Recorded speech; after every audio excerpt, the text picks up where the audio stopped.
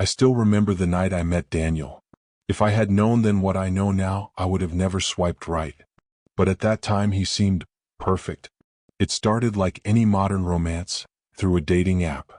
His profile was well put together, nothing like the usual red flags you see. No weird gym selfies, no vague just ask bios. Instead, he had this charming, slightly mysterious aura. Tall, good-looking, and a great sense of humor. Our conversations flowed effortlessly, and within days he asked me out for dinner. I was excited. A little nervous, sure, but isn't everyone before a first date? He was so attentive in our texts, always asking about my day, my interests, my childhood stories. It felt nice to be seen. Looking back, I realized he was studying me, collecting every little detail like pieces of a puzzle. But back then it just felt sweet. So I said yes. A casual dinner at this cozy Italian restaurant downtown.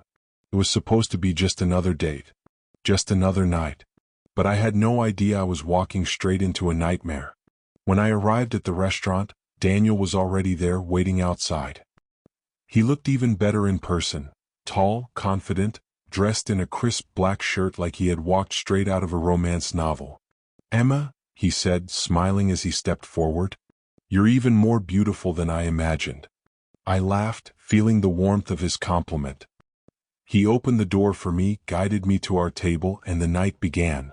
The restaurant had a dim, romantic glow, soft music playing, candles flickering. Felt perfect. Daniel was polite, charming, and attentive. He hung on to every word I said like it was the most fascinating thing in the world.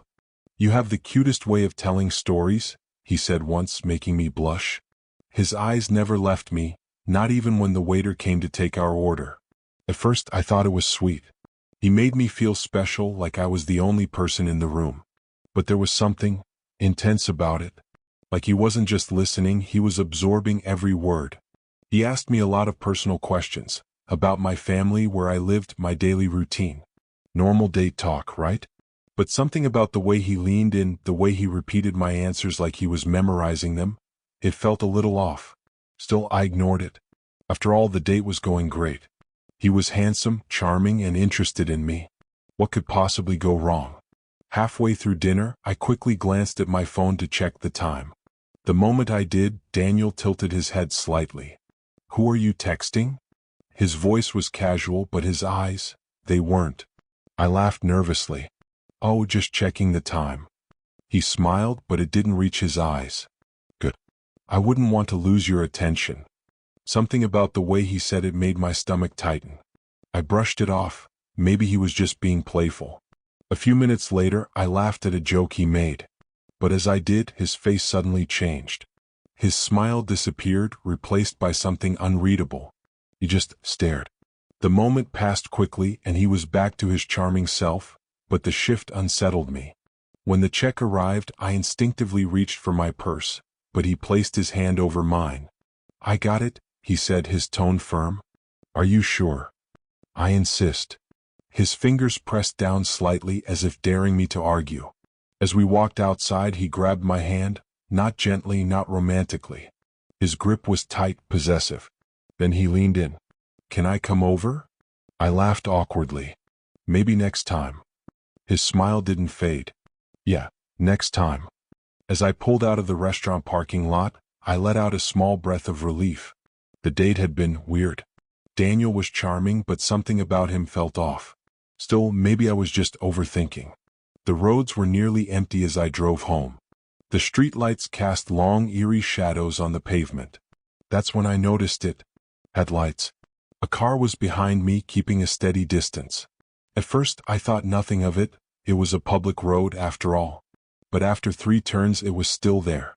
My chest tightened. I glanced at my rearview mirror. That car, it looked familiar. I swallowed hard and picked up my phone at a red light. "Me, are you following me?" No response. I forced a deep breath, gripping the wheel tighter. Maybe it wasn't him. Maybe I was just being paranoid. The light turned green. I made a sudden right turn. For a few agonizing seconds I waited. Then the headlights veered off in another direction. I exhaled sharply, laughing at myself. See, just a coincidence. I pulled into my driveway, shaking my head at my own paranoia. But as I stepped out of my car, my phone buzzed. A message from Daniel. Drive safe. I love watching you. I barely had time to process his text before exhaustion took over. I climbed into bed, telling myself he was just being weird, nothing to worry about. At 2 a.m. my phone buzzed. Half asleep, I reached for it. Daniel, had a great time. Can't stop thinking about you. I sighed. A little intense, but maybe he was just overly excited. I ignored it and turned over. Then another buzz. Daniel, I feel like we're meant to be. My stomach twisted. That was fast. Then another. Daniel, you're not like other girls. You understand me. I sat up, fully awake now. The messages kept coming. Daniel, you felt it too, right? Daniel, don't ignore me, Emma. My fingers hovered over the keyboard. I didn't want to be rude, but this was too much. Me, it was fun, but I think we should take things slow. Immediate reply. Daniel, why? I thought we had something special. A chill ran down my spine. He wasn't just excited. He was obsessed. I put my phone on silent and lay in the dark, heart pounding. Something told me this wasn't over. The next morning, I woke up feeling uneasy. Maybe I was overreacting. Maybe Daniel just got carried away. I picked up my phone and froze. 20 missed calls. My stomach lurched. I opened my messages, wall after wall of texts from him. Daniel, why aren't you answering? Daniel, I know you're awake. Daniel, Emma, talk to me. Please. I swallowed hard, my fingers trembling as I scrolled. He had commented on every single one of my old Instagram photos. Pictures from years ago, ones I had forgotten even existed. Then came the message that made my breath hitch. Daniel, I passed by your house today. Just wanted to see where you lived. I felt sick. I never told him my address. My fingers flew across the screen. Me, Daniel, this is getting too much. Please stop. 3 dots appeared. Then his response. Daniel, you don't mean that. You're just scared of how real this is. I stared at the screen in disbelief. My hands were clammy, my heart hammering against my ribs. I had to stop this before it escalated further. I blocked his number. I wanted to believe that was the end of it. But deep down, I knew it wasn't. That night, I curled up on my couch, trying to push everything out of my mind. The TV buzzed in the background, but I wasn't really watching. I kept glancing at my phone, half expecting another message from a new number. But there was nothing. For the first time all day, I started to relax. Then I heard it. A soft thud outside. I sat up, my breath catching in my throat. Maybe it was just the wind. Maybe a stray cat. But something in my gut told me otherwise. Slowly, I walked to the window and peeked through the blinds.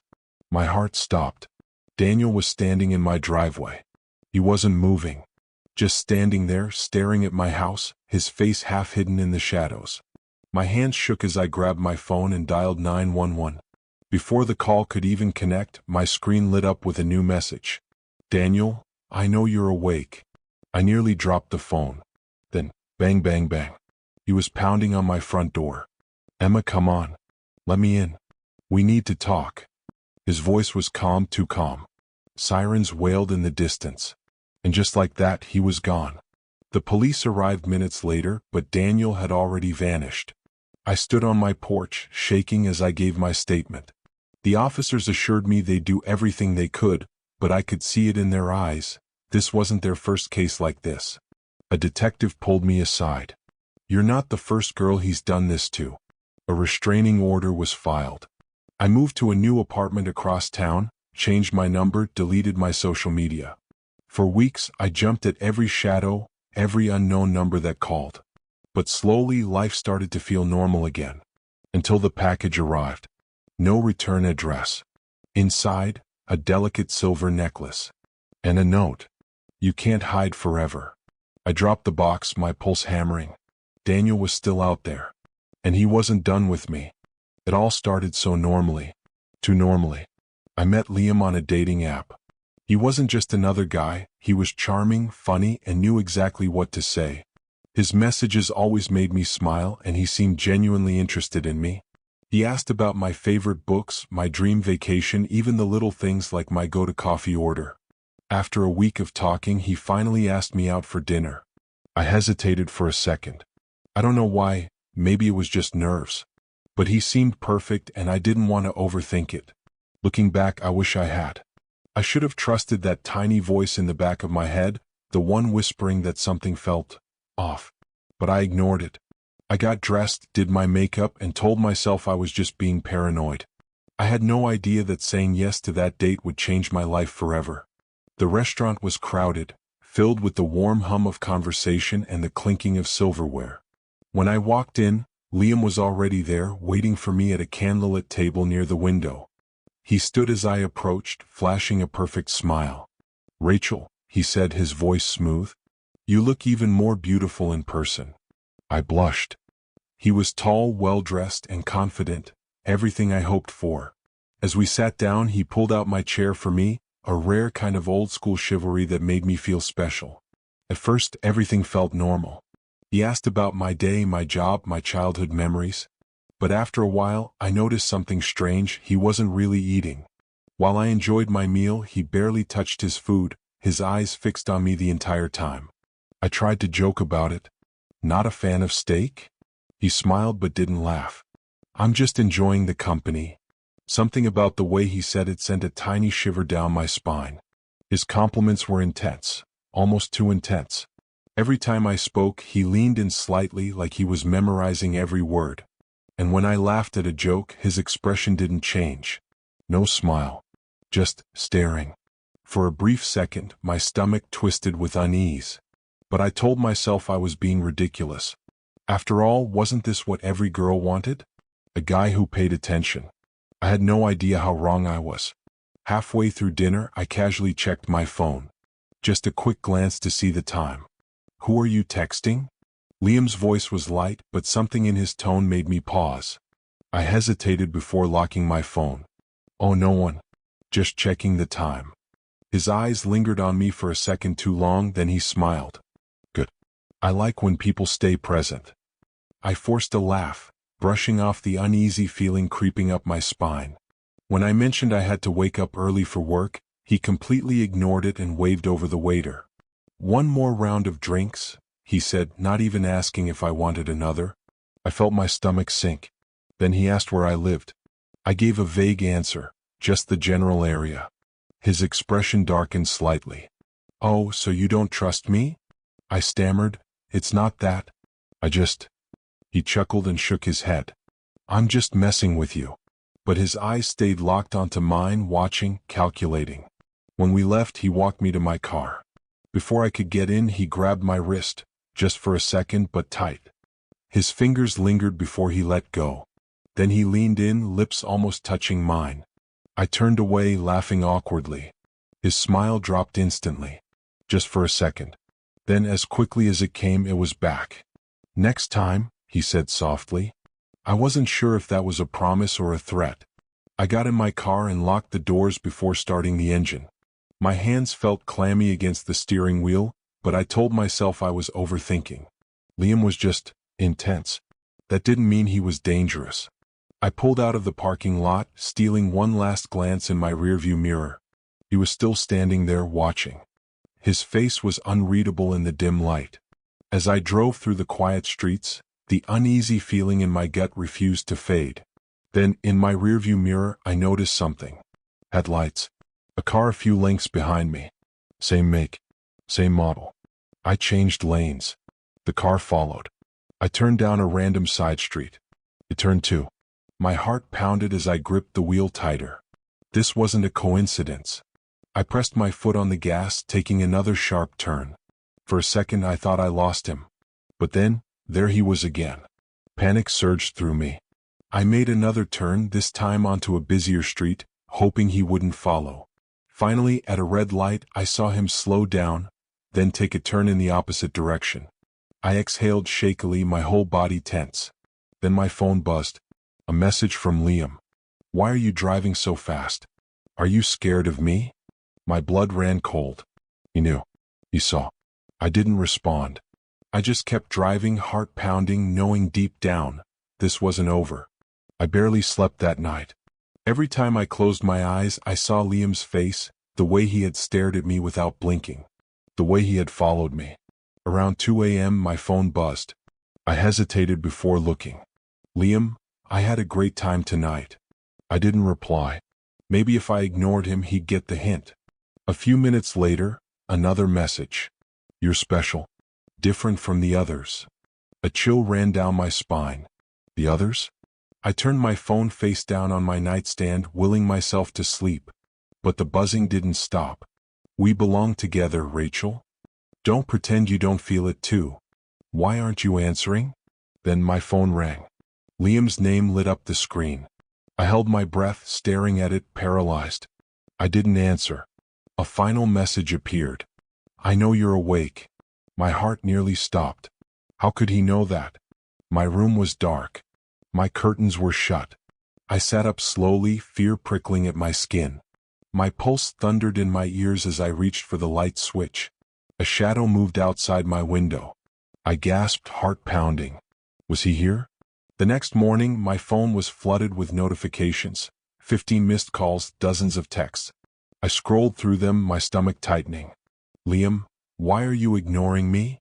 Liam, I thought we had something real. Liam, you're just like the rest of them. I blocked his number. My hands were still shaking when I left for work. But just as I was about to enter my office, a new message appeared. Liam, I saw you leaving today. You looked beautiful. I nearly dropped my phone. How did he know where I lived? I turned, scanning the street, the parking lot, the coffee shop across from my office. My heart pounded as I hurried inside. The rest of the day was a blur of paranoia. I kept checking over my shoulder, convinced I'd see him watching me.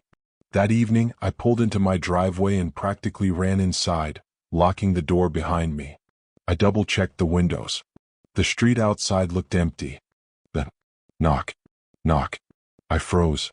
It was soft, deliberate. I crept toward the peephole, my breath shallow. Nothing. I exhaled, my nerves frayed. Maybe it was a package delivery. Maybe. My phone buzzed. A new message. Liam, why won't you open the door, Rachel? The air left my lungs. He was here. Terror gripped me as I slowly backed away. Another knock, louder this time. I grabbed my phone with shaking hands and dialed my best friend. Please, I whispered. Come over. Now. I turned off all the lights, my heart pounding in my chest. Every inch of me screamed to stay silent, to not make a sound. Outside, the wind rustled through the trees. Then, scratching. A slow, deliberate sound against my living room window. I clamped a hand over my mouth, forcing myself not to scream. I didn't dare look. I didn't want to see his face staring back at me through the glass. My phone was still in my grip. With trembling fingers, I dialed 911. The operator's voice was calm, steady. 911, what's your emergency? I whispered, he's here. Then, bang. The front door shook violently. My entire body jolted as the doorknob rattled, like he was trying to force it open. Bang. Again. Tears welled in my eyes. Please hurry, I begged into the phone. Then silence. The air was thick, suffocating. I could hear my own heartbeat, feel the blood rushing through my veins. A minute passed. Then two. Distant sirens. I peered through the blinds just as flashing red and blue lights filled the street. By the time the cops reached my door, Liam was gone. The police searched the area, but there was no sign of Liam. It was like he had vanished into the night. I filed a restraining order the next morning. Changed my number. Moved to a new apartment across town. For weeks I barely slept. Every creak, every shadow outside my window made my heart race. But as time passed, I convinced myself it was over. Until the package arrived. No return address. Just a small, neatly wrapped box sitting outside my door. My hands shook as I opened it. Inside was a single red rose. And a note. 4 words. I'll find you, Rachel. A chill crawled up my spine. I dropped the note, slamming the door shut and locking every bolt. Because deep down I knew. Liam wasn't gone. He was just waiting. I met Jake on a dating app when I was 24. He was charming at first, funny, attentive, the kind of guy who asked all the right questions. Our first date was a quick coffee meetup, casual and comfortable. The second was drinks at a bar, and I remember thinking, okay, maybe this could go somewhere. By the third date, though, something about him started to feel off. It wasn't anything obvious at first. Just small things. The way he stared too long when I spoke, like he was memorizing every word. The way he always wanted to know where I was, who I was with. The way he'd joke about our future, like it was already decided. After that third date, I felt uneasy. I ignored the feeling, convincing myself I was overthinking. But deep down, I knew something wasn't right. And when I finally told him I didn't want to see him again, I thought that was the end of it. I had no idea it was just the beginning. We met at a quiet little restaurant downtown. From the moment I walked in, I could tell something was different. Jake wasn't his usual charming self. He was quieter, his eyes sharper, watching me too closely. He smiled, but it didn't reach his eyes. "I ordered for you," he said, pushing a menu aside. That unsettled me. I wasn't even late, he just decided for me. Throughout dinner, he kept bringing up weird little details about me. "I know you don't like onions, so I made sure they left them out. I noticed you always wear silver jewelry. I read somewhere that means you're more loyal. You always check your phone at exactly 9 p.m. Habit, right?" I laughed nervously, but I felt exposed. I never told him these things. Halfway through, I knew I had to end it. "Jake, I don't think this is working," I said, trying to keep my voice steady. His entire expression changed. The polite smile disappeared. His grip tightened around his fork. "What do you mean?" I swallowed hard. I don't think we're a match." Silence. His jaw clenched. He stared at me like I'd just betrayed him. "Are you sure?" His voice was calm, but something about it made my skin crawl. "Yes." For a second, I thought he was going to get up and leave. Instead, he just sat there, gripping the edge of the table. Finally, he nodded once. "All right." But the way he said it, slow, deliberate, made my stomach turn. I paid my half of the bill, mumbled an awkward goodbye, and left as fast as I could. I didn't look back. I should have. That night, I got a long text from Jake. At first, it seemed normal, just him saying he had a nice time.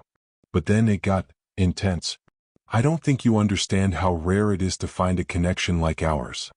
I know you're scared, but love is scary. You belong with me."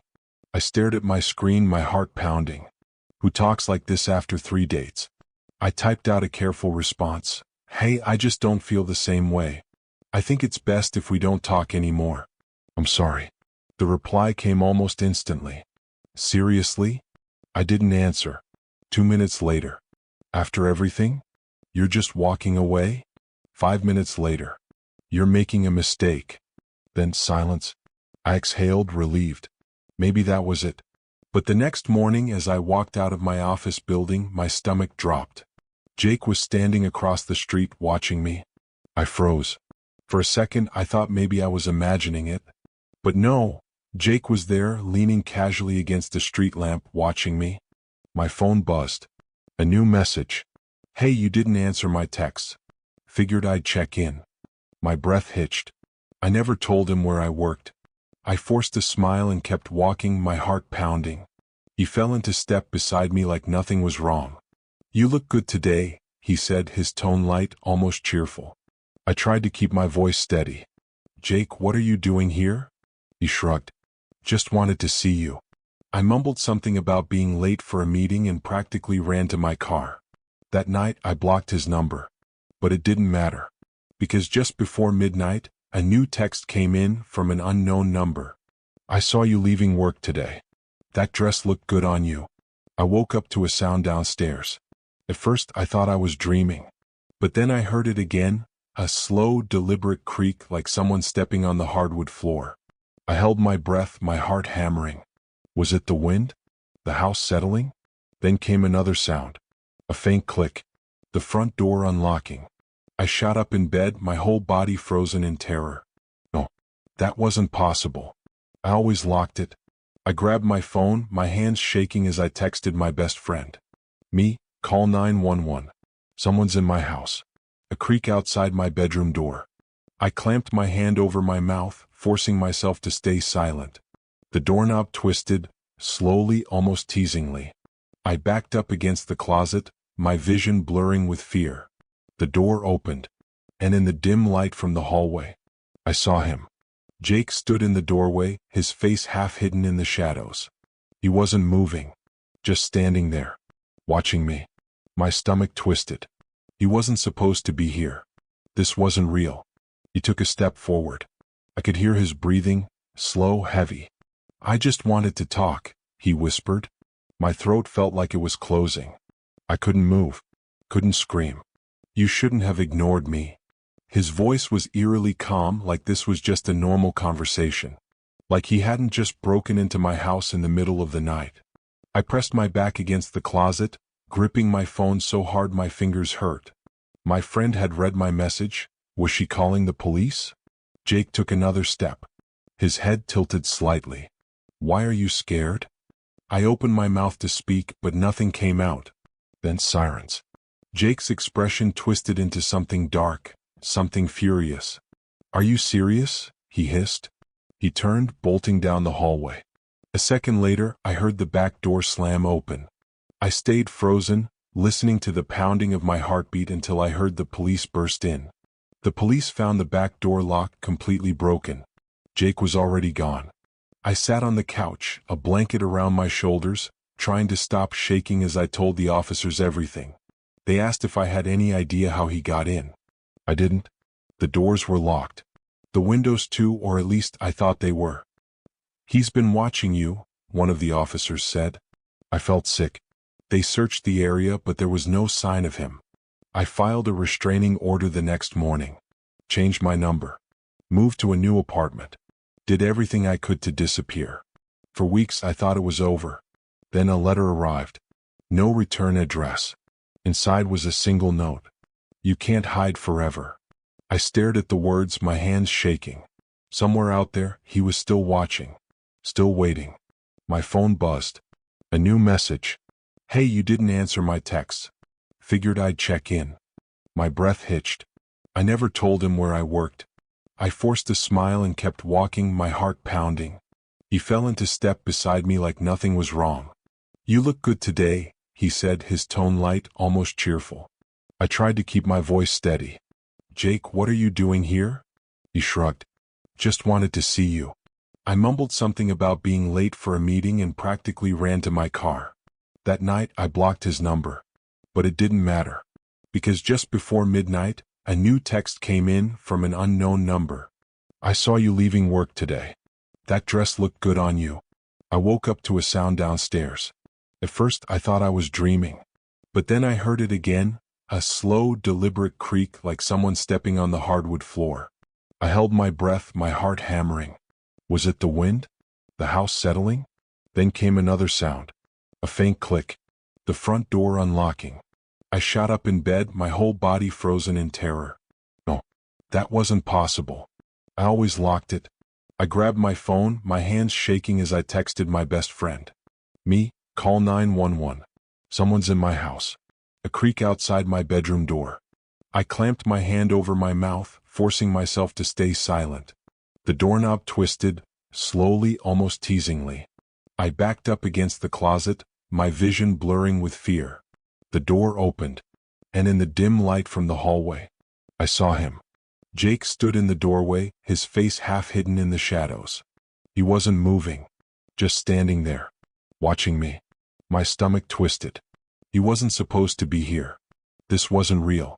He took a step forward. I could hear his breathing, slow, heavy. "I just wanted to talk," he whispered. My throat felt like it was closing. I couldn't move, couldn't scream. "You shouldn't have ignored me." His voice was eerily calm, like this was just a normal conversation. Like he hadn't just broken into my house in the middle of the night.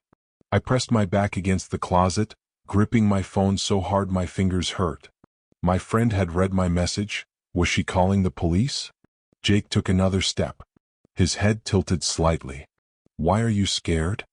I opened my mouth to speak, but nothing came out. Then silence. Jake's expression twisted into something dark, something furious. "Are you serious?" he hissed. He turned, bolting down the hallway. A second later, I heard the back door slam open. I stayed frozen, listening to the pounding of my heartbeat until I heard the police burst in. The police found the back door locked, completely broken. Jake was already gone. I sat on the couch, a blanket around my shoulders, trying to stop shaking as I told the officers everything. They asked if I had any idea how he got in. I didn't. The doors were locked. The windows too, or at least I thought they were. "He's been watching you," one of the officers said. I felt sick. They searched the area, but there was no sign of him. I filed a restraining order the next morning. Changed my number. Moved to a new apartment. Did everything I could to disappear. For weeks I thought it was over. Then a letter arrived. No return address. Inside was a single note. "You can't hide forever." I stared at the words, my hands shaking. Somewhere out there, he was still watching. Still waiting.